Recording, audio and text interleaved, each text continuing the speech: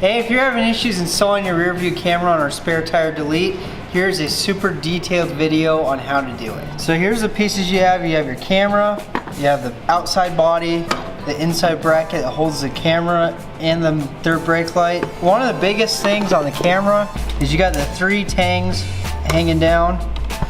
You want this tang facing down like that in the bracket. When putting it together, you usually hold it upside down so the tang will be facing up. The bottom tang will be facing up towards you while you're assembling the bracket. So let's go. First step is to take the internal bracket, attach it to the third brake light.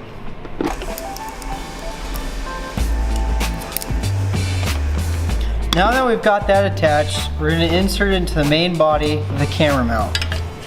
You see how it sits in there? Now you rotate this up. Slide your camera in.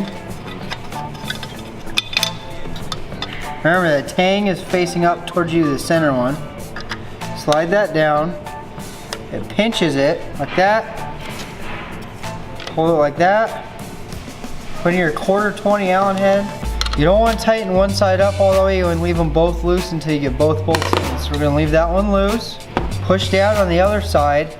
It's tension that holds this camera in. Take your other 1/4 button head. Once you get that thread in, now that you got that in, double check, make sure everything's good to go. And you can fully tighten up the 2 button heads. And you're good to go. If you have any issues installing this, feel free to give us a call. We can definitely help you out.